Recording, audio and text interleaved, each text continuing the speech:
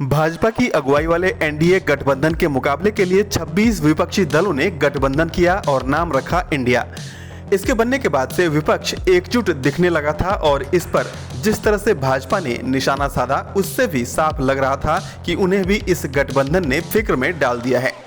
India गठबंधन में जितने दल शामिल हैं और उनकी जितनी पकड़ अलग अलग राज्यों में है, उससे लग भी रहा था कि ये एनडीए का मुकाबला कर सकता है। हालांकि अचानक ही अब इस गठबंधन में दरारें दिख रही हैं। पंजाब में कांग्रेस विधायक सुखपाल खैरा की गिरफ्तारी पर आप और कांग्रेस के बीच तलवारें खिंची हुई हैं।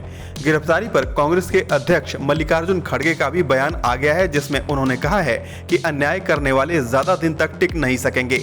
खड़गे के बयान के काफी गंभीर मायने हैं। अब जबकि इंडिया गठबंधन में लोकसभा चुनाव के लिए सीट शेयरिंग को लेकर बातें होने लगी थी, ऐसे वक्त में ये घटना बड़ी समस्या हो सकती है। पंजाब कांग्रेस ने पूरे मामले की जानकारी राज्यपाल को दी है। पंजाब कांग्रेस के नेताओं का कहना था कि खैरा को झूठे मामले में फंसाया गया और पंजाब में जंगल राज कायम है। पंजाब कांग्रेस पहले से ही आम आदमी पार्टी के साथ गठबंधन के खिलाफ थी। पार्टी के कई दिग्गज नेता भी विपक्षी गठबंधन में आप को शामिल करने के खिलाफ थे। दिल्ली में भी यही हाल है। यहाँ पूर्व मुख्यमंत्री शीला दीक्षित के बेटे संदीप दीक्षित, पूर्व प्रदेश अध्यक्ष अजय माकन समेत कांग्रेस के कई बड़े चेहरों ने आप से हाथ मिलाने का मुखर विरोध किया था।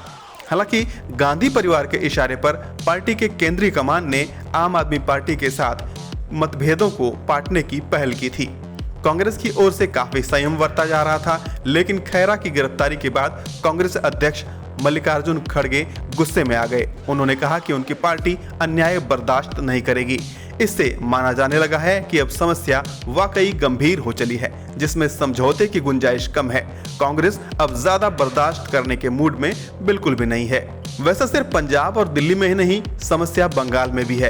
कांग्रेस के लोकसभा सांसद और पश्चिम बंगाल इकाई के अध्यक्ष अधीर रंजन चौधरी स्पेन से लौटने के बाद से सीएम ममता बनर्जी की आलोचना कर रहे हैं। उन पर टैक्स पेयर्स की गाढ़ी कमाई से वसूले गए पैसे की बर्बादी के आरोप लगा रहे हैं। पश्चिम बंगाल के मुख्यमंत्री ममता बनर्जी के नेतृत्व वाली तृणमूल कांग्रेस भी इंडिया गठबंधन का ही एक घटक है। ऐसे में ये विरोध कहां तक जाएगा और इसका क्या असर होगा, आप समझ सकते हैं। ये सभी घटनाक्रम इस महीने के शुरुआत में लेफ्ट के पश्चिम बंगाल और केरल में विपक्षी गठबंधन का हिस्सा नहीं बनने का फैसला करने के बाद से सामने आ रहे हैं। लेफ्ट 2024 के लोकसभा चुनाव में पश्चिम बंगाल में टीएमसी और केरल में कांग्रेस के खिलाफ चुनाव मैदान में उतरेगा। इधर यूपी में समाजवादी पार्टी के अध्यक्ष अखिलेश यादव भी लोकसभा चुनाव में कांग्रेस के लिए कितनी सीटें छोड़ी जाएं, इसका फैसला मध्य प्रदेश और छत्तीसगढ़ में कांग्रेस की तरफ से सपा को दी जाने वाली सीटों के अनुपात में करने के इच्छुक दिखते हैं। ऐसे में कांग्रेस के लिए यूपी में काफी मुश्किल होगी। दरअसल भाजपा विरोधी इस गठबंधन की दिक्कत यह है कि इसमें से कोई भी सभी राज्यों में एक समान मजबूत नहीं है।